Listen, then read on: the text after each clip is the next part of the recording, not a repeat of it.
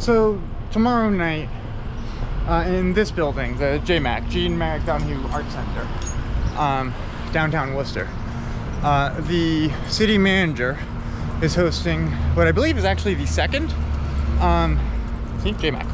Oh, I believe it's actually the second State of the City address.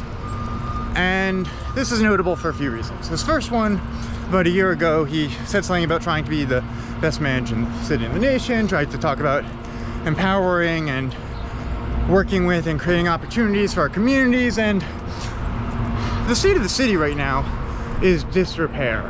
The state of the city right now is that that there are many national news outlets talking about the lack of integrity that Worcester has, not just because its police department supported ICE, but because its city administration promised not to support ICE and then did exactly what it said it wouldn't, and then the city manager lied. And so I'm not surprised. I've seen this happen. It just usually happens over a few days or a few weeks. When I was assaulted at City Hall, the city manager released a statement the next day claiming that there's not a practice of having police at city council meetings, which anyone who has regularly attended council meetings knows is bullshit, but also is contradicted in the testimony of one of the officers who was regularly there in regards to when he arrested his former subordinate for disorderly disturbing the peace, and of course resisting arrest afterwards. And this was an issue with the open meeting law as well as everything else. But the short version is, everyone has known that the Worcester Police Department is problematic. The DOJ report told the world that they're rapists. The equity audit told the world that they are, speaking of the devils, the equity audit told the world that they are racists. And now the city manager told the world that they are liars. Also, they showed the world by stupidly releasing the footage through their own YouTube. Like, I assume it's a marketing boost for them, but it's kind of... Anyways, the city's reputation is forever fractured, which is kind of funny because I think that Worcester never really had a crime issue so much as it had a over-policing issue. Not an over-policing issue so much as an overfunded police department that it needed a high crime narrative to justify. And so it did that really well, and then everyone was saying, well, Worcester's not so safe. And then it gave us Polar Park as an attempt to redeem its marketing credentials among the world.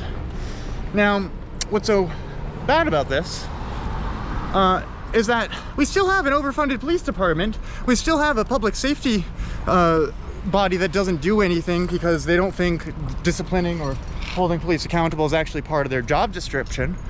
We don't have any level of actual oversight, enforcement. I don't remember his name, but I've seen him like 5 times in the past week. We don't have any level of oversight or enforcement. There's absolutely nothing ensuring that the city of Worcester is held accountable, and that seems to be by design of our city manager. So I say all this because, hold on, we're gonna go back this way towards the cops. Okay. I say all this because his State of the City address tomorrow is probably going to be a load of bullshit propaganda talking points like last year. And I think it's important that everyone doesn't just like, come on over. Sorry, downtown bid people. That everyone doesn't just look at the headlines. They also listen to the stories. They listen to the people who have been impacted by the horrible decisions that the city manager has seen from the top down. They listen to the former commissioners, the former people who ran boards that were ignored again and again and again because no one actually is allowed to do anything about it because the city manager systematically breaks all of these systems. We have companies like Boulevard working with the grid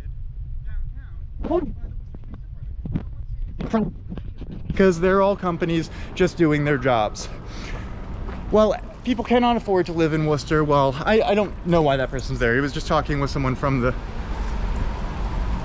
grid. And you know, we had the Worcester Housing Authority sign a contract with Pat Towing instead of Boulevard, because Boulevard was predatory.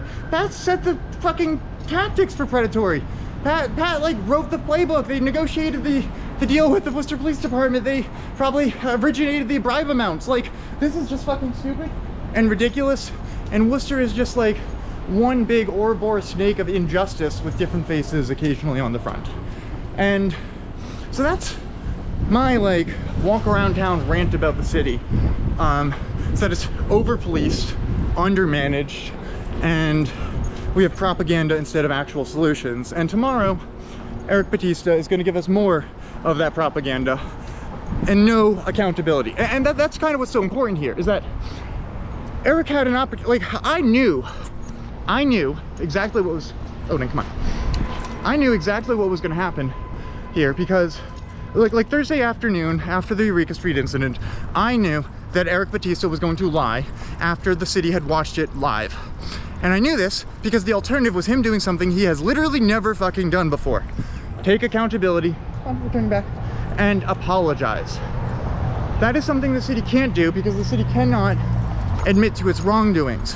Admitting to its current wrongdoings would have to require acknowledging how long they have been doing it wrong. And they cannot do that because of how many of their jobs depend on continuing to do it the wrong way. So that's my kind of rant on the city, is that the city doesn't give a shit about you.